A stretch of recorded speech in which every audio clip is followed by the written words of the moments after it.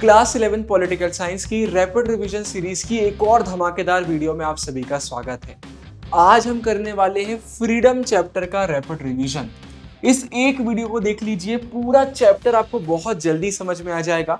आपको ऐसा लगेगा पूरा रिवीजन हो गया है। अगर आपके एग्जाम आ रहे हैं तो कोई भी टेंशन आपके अंदर नहीं बचेगी।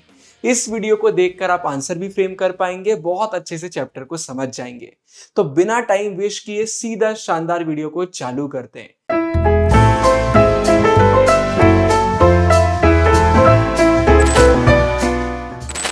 आज हमारे चैप्टर का नाम है फ्रीडम। नाम से ही बहुत सारी चीजें हमें क्लियर हो जाती हैं। हम आज के इस चैप्टर में आजादी की बात करने वाले हैं। आपने बचपन से ये चीज सुनी होगी कि हमें आजादी चाहिए, हमें आजादी चाहिए। इन सेट ऑफ रूल्स से, इन लोगों से, इन चीजों से हम बहुत सारी बातें सुनते हैं। आपने ये भी पढ़ा होगा 1947 में इंडिया को आजादी मिल गई। लेकिन इसके बाद भी आप नोटिस करते होंगे डे टू डे लाइफ में कभी कभी आपको ऐसा लगता होगा कि आपकी आजादी आपसे छीनी जा रही है। इसके बहुत छोटे छोटे एग्जाम्पल भी आप देख सकते हैं। बचपन में आप अपने पेरेंट्स पर गुस्सा करते थे क्योंकि वो कुछ करने से आपको रोकते थे। मतलब जब कभी भी कोई आपको आपकी मर्जी से कुछ करने से रोकता है तो आपको बहुत गुस्सा आती है। आपको ऐसा लगता है कि आपसे आपकी फ्रीडम छीन ली गई है।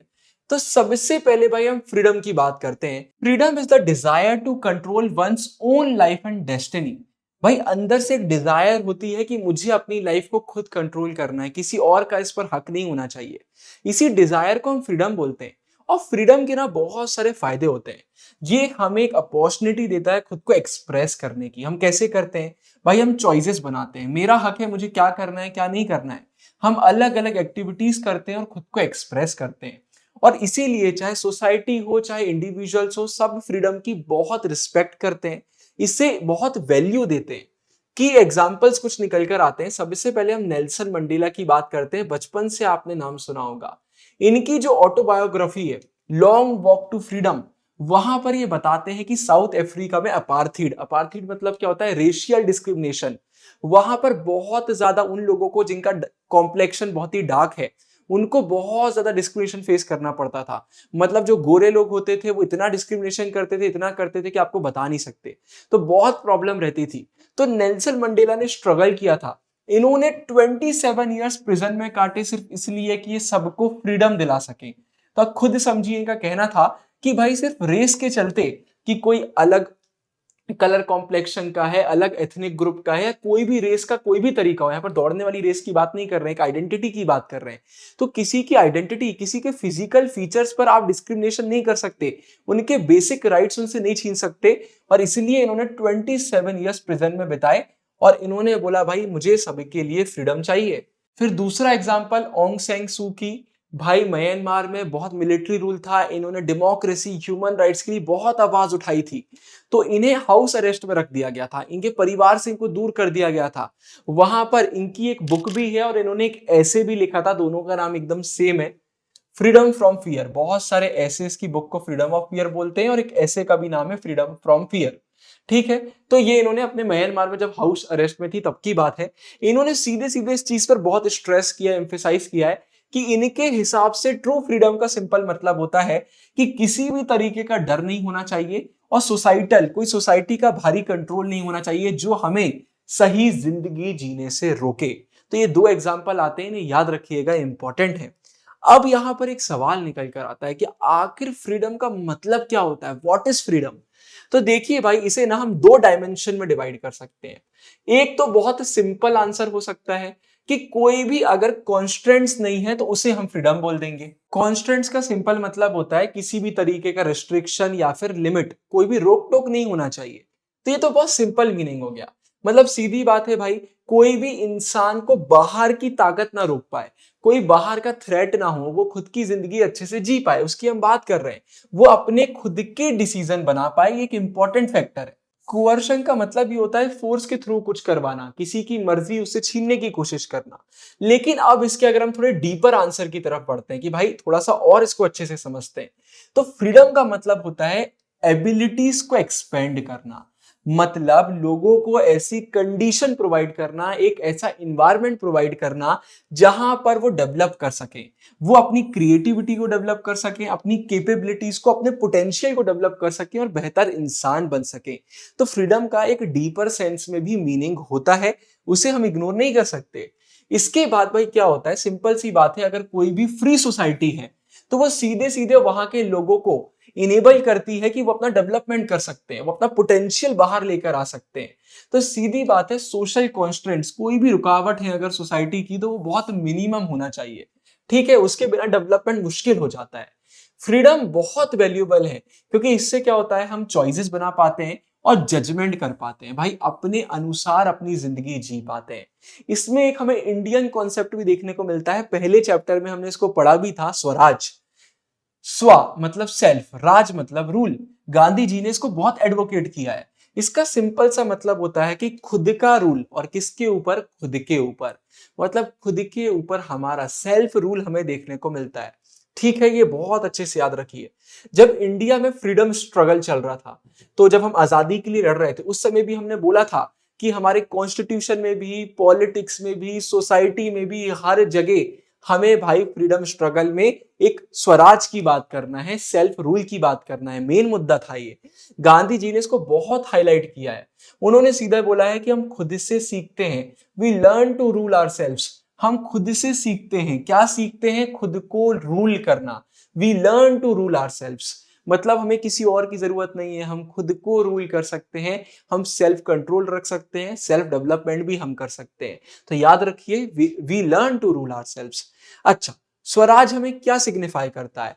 ये भाई सीधे सीधे बोलता है लिबरेशन, मतलब आजादी हमें चाहिए, सेल्फ रिस्पेक्ट, सेल्फ रिस्पॉन्सिबिलिटी, और भाई हमारे अंदर कैपेसिटी होना चाहिए खुद को रियलाइज करने की, हम क्या हैं, हम कैसे बेहतर इंसान बन सकते हैं। तो स्वराज एक बहुत इंपॉर्टेंट चीज थी इंडिया के फ्रीडम स्ट्रगल में भी, और गांधी जी ने इसको बहुत प्रमोट करने का काम करा है। अब सवाल आता है कि भाई जो ये रुकावटें हैं, कॉन्स्ट्रेंट्स हैं, इनके सोर्सेस क्या हो सकते हैं? तो भाई बहुत सारे। डोमिनेशन हो सकता है, हमें कोई इन्फ्लुएंस करता हो, हमारे ऊपर दबदबा बना के रखता हो। एक्सटर्नल कंट्रोल, बाहर से कोई कंट्रोल कर सकता है। गवर्नमेंट के लॉज हो सकते हैं जो खतरनाक हैं, और उन्हें फोर्स, मतलब पीछे से कोई ताकत है जो कंट्रोल कर रही है, जिससे हम उसके खिलाफ आवाज नहीं उठा पा रहे।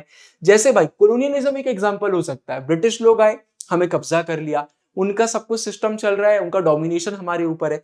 अपार्थीड जो साउथ अफ्रीका में हमें देखने को मिला, मैंने आपको बताया, ये एग्जांपल हो सकते हैं। फिर क्या होता है भाई, सोशल इनइक्वालिटी, जैसे अगर कोई सोसाइटी है जहां पर इक्वालिटी नहीं है, तो वहां पर भी फ्रीडम नहीं हो सकती। जैसे भाई कास्ट सिस्टम हो गया। फिर इकोनॉमिक डिस्पैरिटीज, अमीर गरीब बहुत ज्यादा है, तो यहां पर भी फिर हम फ्रीली नहीं रह सकते, सोसाइटी अच्छे से डेवलप नहीं कर पाएगी, सबके पास यहाँ पर फ्रीडम नहीं होगी। सुभाष चंद्र बोस की बात करते हैं, इनका कहना था भाई फ्रीडम ऑल राउंड होना चाहिए, ऑल राउंड फ्रीडम होना चाहिए। मतलब कोई भी पॉलिटिकल बॉन्डेज नहीं होना चाहिए, पॉलिटिकल उसमें भी इक्वालिटी होना चाहिए, वेल्थ का डिस्ट्रीब्यूशन सही से होना चाहिए, अमीरी गरीबी नहीं होना चाहिए, कास्ट बैरियर्स वगैरह खत्म होना चाहिए, और सोसाइटी के लेवल पर जितनी भी इनइक्वालिटी है वो खत्म हो जाना चाहिए। तो इक्वालिटी है, फ्रीडम है, तो वो ऑल राउंड होना चाहिए, किसी एक दो जगहों पर नहीं होना चाहिए। अच्छा, लेकिन अब इसका ये मतलब बिल्कुल भी नहीं है कि सारे कॉन्स्टेंट्स हटा दिए जाएं, कि भैया आपको जो करना है आप करते रहिए। ये जरूरी भी है। अब क्यों जरूरी है वो हम इस टॉपिक में जानते हैं। तो कॉन्स्टेंट्स भाई बहुत एसेंशियल इस सेंस में है कि कंप्लीट फ्रीडम केओस लेकर आती है। इसको ऐसे समझिए कि आपको मैंने पूरी आजादी दे दी, आपको जो करना है करिए। हर कोई अच्छा नहीं रहेगा, हर कोई कुछ भी करने की कोशिश करेगा, और अगर आपने सबको ही आजादी दे दी है तो फिर हम एक दूसरे को भी परेशान करेंगे। एक बोलेगा ये पूरी जमीन मेरी है, दूसरा बोलेगा नहीं ये पूरी जमीन मेरी है, दोनों की लड़ाई हो जाएगी। तो बात वही, इतने सारे लोग रहते हैं तो सबकी फ्रीडम को मैनेज करना भी तो जरूरी है ना भाई। तो देखिए भाई, डाइवर्स इंटरेस्ट, हर किसी का अलग अलग इंटरेस्ट है, कंपटीशन बहुत है, लेकिन रिसोर्सेज जितनी भी हैं वो बहुत लिमिटेड हैं, जैसा कि मैंने कहा। तो अगर ये कॉन्स्टेंट्स नहीं रहेंगे तो लड़ाई झगड़ा वायलेंस वगैरह हमें देखने को मिल जाएगा। फिर लीगल एंड पॉलिटिकल रिस्ट्रेंट्स क्यों जरूरी है? आपने देखा होगा सेट ऑफ रूल्स रहते हैं, लीगल सिस्टम रहता है, ये क्यों जरूरी है? इससे क्या होता है भाई, डिस्प्यूट्स वगैरह, लड़ाई झगड़े मैनेज हो जाते हैं। सीधी बात है, कोअर्शन मतलब सीधे सीधे फोर्स वगैरह को यूज मत करो, इससे अच्छा आप डिबेट वगैरह कर लो। आपने देखा होगा किसी के साथ कुछ गलत हो जाता है तो हम कोर्ट में जाते हैं, सीधे लड़ने नहीं पहुंच जाते, तो इसलिए जरूरी है। तो सीधी बात है, हमें लोगों को बचाना है किसी के भी डोमिनेशन या फिर बुली होने से, और इसके लिए लीगल और पॉलिटिकल रिस्ट्रेंट्स होना, मतलब रिस्ट्रिक्शन होना बहुत जरूरी है। लेकिन अभी भी एक कोर क्वेश्चन निकल कर आता है कि कौन से ऐसे कॉन्स्टेंट्स हैं जो नेसेसरी और जस्टिफाइबल हैं और कौन से नहीं है, मतलब जिन्हें हम बोल सकते हैं कि हाँ भाई ये होना चाहिए, और कुछ ऐसे हैं जो अननेसेसरी हैं, तो इसके बारे में जानना जरूरी है। नहीं तो ऐसे तो राजा आके बोल देगा कि ये रूल्स हैं, ये रूल्स हैं, ये रूल्स हैं, ये तो आपकी भलाई के लिए, लेकिन ऐसा जरूरी तो नहीं है ना। तो इस पर भी क्वेश्चन करना जरूरी है कि क्या सही है और क्या गलत है। तो यहां पर जेएस मिल बहुत ही शानदार, आप कॉलेज में इनके बारे में बहुत पढ़ेंगे। तो जेएस मिल का हार्म प्रिंसिपल निकल कर आता है। इसको देखते हैं कि भाई हार्म प्रिंसिपल होता क्या है। तो भाई इनका ऐसे था ऑन लिबर्टी, वहां पर इन्होंने हार्म प्रिंसिपल की बात करी है। ये साफ साफ बोलते हैं कि अगर आप किसी की फ्रीडम में इंटरफियर करना चाहते हैं, मतलब उसको रोकना चाहते हैं, फ्रीडम को हार्म करना चाहते हैं, तो तभी आप करेंगे जब उनकी फ्रीडम किसी और को हार्म कर रही है। मतलब अगर मैं बोलता हूं कि मैं आजादी के लिए कुछ भी करूंगा और वो कुछ भी करने के चक्कर में बाकी लोगों का मैं नुकसान कर सकता हूं, तो फिर आपको मेरी फ्रीडम को रोकना चाहिए। लेकिन अगर मेरी फ्रीडम से किसी को कोई परेशानी नहीं हो रही है, तो फिर आपको इंटरफेयर नहीं करना चाहिए, फिर आप मेरी फ्रीडम मुझसे छीन रहे हैं। तो ये पॉइंट आता है। तो सीधी बात है, पावर वगैरह आप यूज करिए, किसी इंसान की इच्छा को खत्म करने के लिए यूज करिए, लेकिन तभी जब वो किसी और को हार्म करने की कोशिश कर रहा है, वरना बिल्कुल भी मत करिए। अब मिलना दो काइंड ऑफ एक्शन की बात करते हैं। पहला है सेल्फ रिगार्डिंग एक्शंस। ये कौन से एक्शंस होते हैं भाई? ये सिर्फ उसी को अफेक्ट करेंगे जो इंसान ये कर रहा है ना। तो यहां पर भाई कोई भी किसी को भी इंटरफेयर नहीं करना चाहिए। मतलब जैसे कि मैं पेड़ उगा रहा हूं, क्या मैं किसी का हार्म कर रहा हूं? नहीं कर रहा हूं। मैं बैठ के गाना गा रहा हूं, क्या मैं कोई दिक्कत कर रहा हूं? नहीं कर रहा हूं।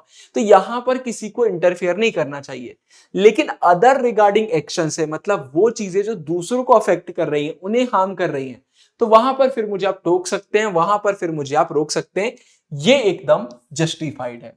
फिर लिमिट्स और इंटरफेरेंस, चलो इस टॉपिक को देखते हैं। तो सीधे इसी बात को कंटिन्यू करा गया कि भाई फ्रीडम तो बहुत जरूरी है, लेकिन कुछ अगर ऐसे सर्कमस्टेंसेस आ जाते हैं जहां पर जरूरी है, तो फिर वहां पर आप कंस्ट्रेंट्स वगैरह इंपोज कर सकते हैं। लेकिन जो हार्म है वो सीरियस होना चाहिए। अब ऐसा नहीं है कोई तेज गाने बजा रहा है तो आपने उसको पनिश कर दिया, उसको जेल में डाल दिया।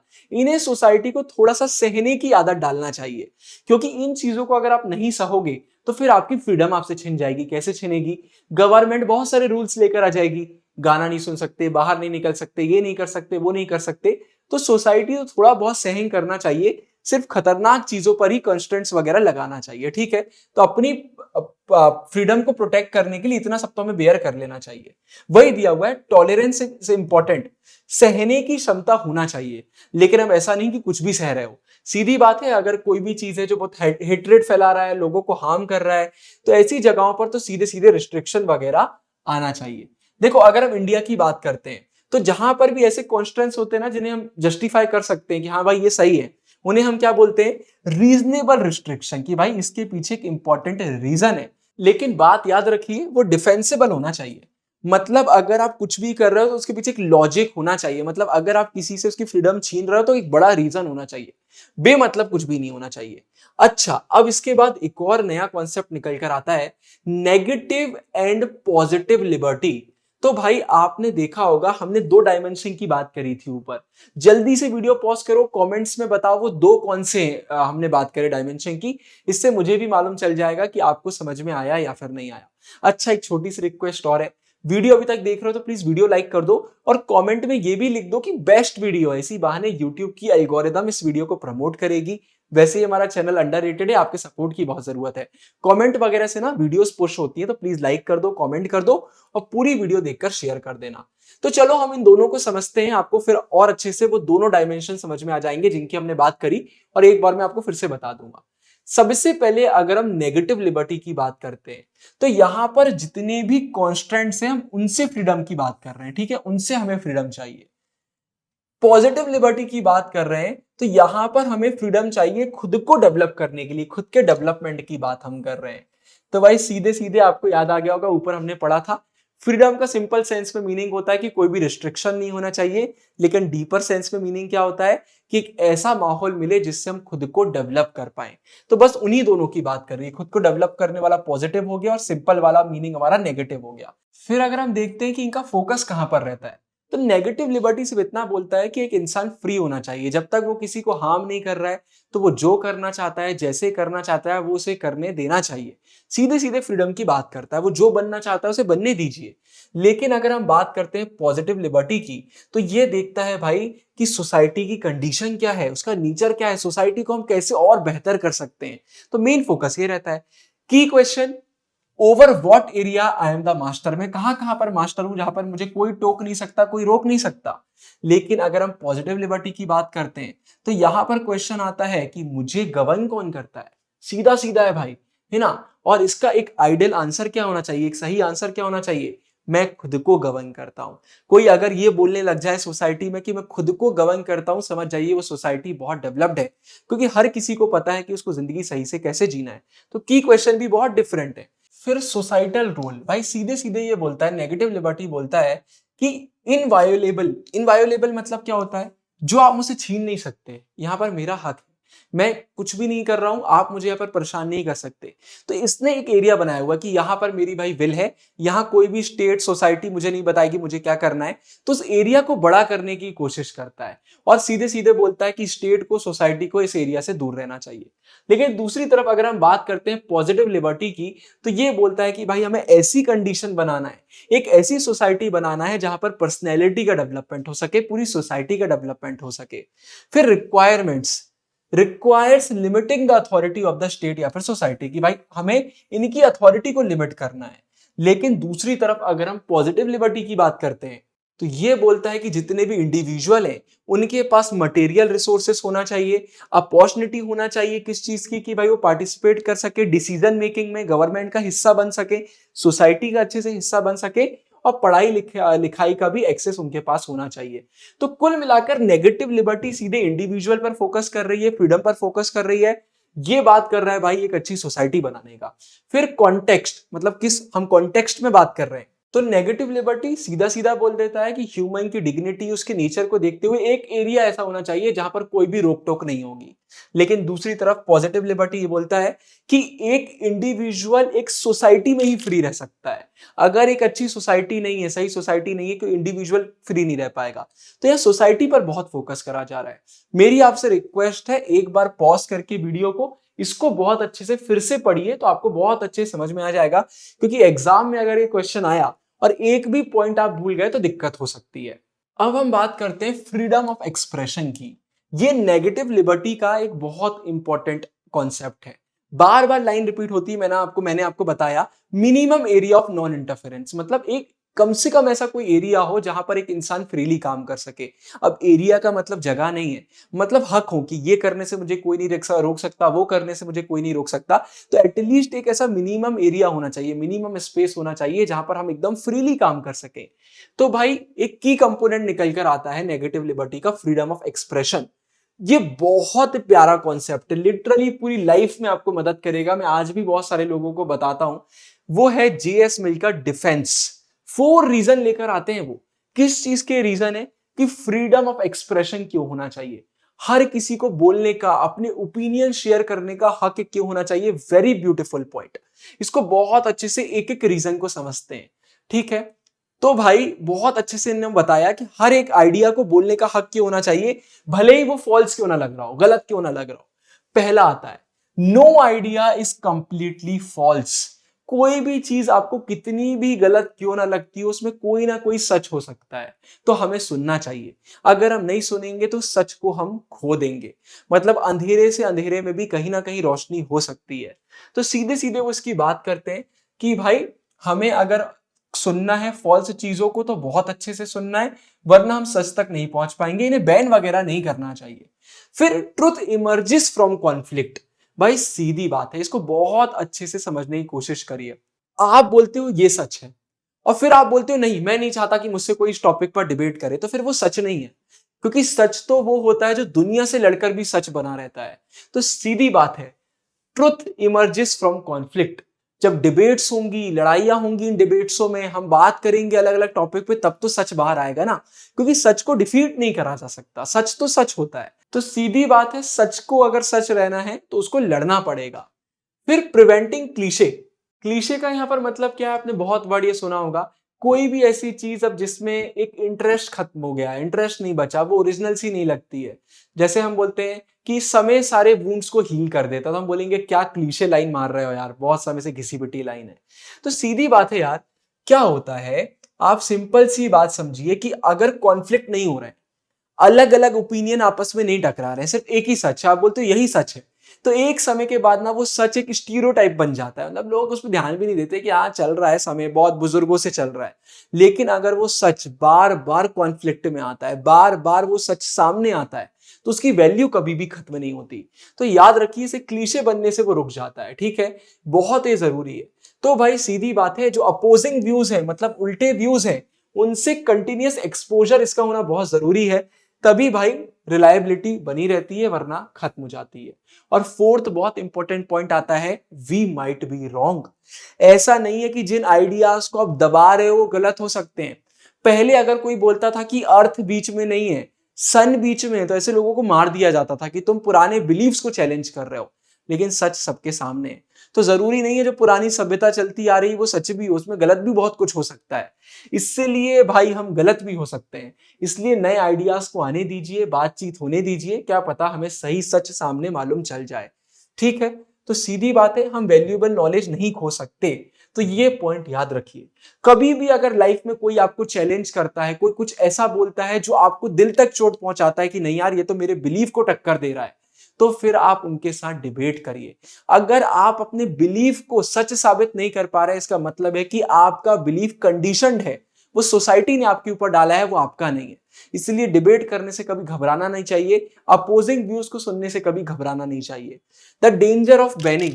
भाई सीधी बात है, अगर आप बुक्स को, फिल्म्स को, प्लेस को, जैसे यहाँ पर Deepa Mehta's film on widows का एग्जाम्पल आता है, बहुत सारे अलग एग्जाम्पल आपको बुक में भी देखने को मिलेंगे, तो इन चीजों को अगर आप बैन कर दोगे तो ये शॉर्ट टर्म सोल्यूशन वगैरह है, ठीक है, लेकिन ये चीजें लॉन्ग टर्म नहीं चलने वाली। क्योंकि ऐसे में क्या होगा, आपको आदत पड़ जाएगी चीजों को बैन करने की, ये चीज बेकार है, बैन करो बैन करो बैन करो, बैन करते करते तो फ्रीडम ही छिन जाएगी। तो ये चीज सही नहीं है, बैन वगैरह करना ना कोई भी चीज नहीं है, क्योंकि फिर आपको आदत ही पड़ जाएगी इन चीजों की। वीडियो में आगे बढ़ने से पहले अगर आपको क्लास 11th के इंपॉर्टेंट डेट्स एंड टर्म्स का फ्री पीडीएफ चाहिए है तो उसका लिंक मैंने डिस्क्रिप्शन में डाल दिया है। और फिर अगर हम रिस्पॉन्सिबिलिटी की बात करते हैं, तो भाई फ्रीडम का सिंपल सा मतलब है कि हमारे पास वो एबिलिटी होना चाहिए कि हम खुद की चॉइसेस बना सके, और सिर्फ बना ना सके, उनकी रिस्पॉन्सिबिलिटी भी ले सकें। अगर मैंने कुछ करा है तो उसके जो भी कॉन्सिक्वेंसेस हो, चाहे पॉजिटिव चाहे नेगेटिव, जिम्मेदारी मेरी है। तो ये भी एक इंपॉर्टेंट चीज है, उसके रिजल्ट्स को हमें एक्सेप्ट करना पड़ेगा। और साथ में भाई फ्रीडम का सिंपल सा मतलब है कि पढ़ाई लिखाई कर कर, चीजों को सीख कर हम ग्रो कर सकें, और जब हमें ग्रोथ होगी तो हम वाइज इंसान बन पाएंगे और अच्छे अच्छे डिसीजन ले पाएंगे। तो भाई फ्रीडम आपके लिए भी, मेरे लिए भी, हम सबके लिए जरूरी है। इसलिए याद रखिए, किसी से भी हमें कभी किसी की फ्रीडम नहीं छीनना है। हम जाने अनजाने लोगों से उनकी फ्रीडम छीनते हैं, सबको आजादी देने की कोशिश करना है। और साथ में याद रखिए, कभी भी अगर आप आजादी सीख कर रहे हैं तो आपकी आजादी किसी और की स्लेवरी पर नहीं होना चाहिए। ये नहीं हो कि मुझे सब कुछ चाहिए और उस चक्कर में बाकी लोगों को कुछ भी ना मिले। हम सबको कलेक्टिव फ्रीडम के बारे में ज्यादा सोचना चाहिए। वीडियो पसंद आया हो तो लाइक, कमेंट और शेयर कर दीजिएगा। आगे किस चैप्टर की वीडियो मैं पहले अपलोड करूं मुझे कमेंट्स में बताइएगा। डिस्क्रिप्शन में सारे लिंक हैं, फ्री नोट्स के लिंक मिल जाएंगे आपको। वेबसाइट, एप्लीकेशन पे भर भर के फ्री मटेरियल प्रोवाइड किया हुआ है। इस वीडियो के लिए इतना ही। साइनिंग ऑफ, गुरु भैया, ढेर सारा प्यार।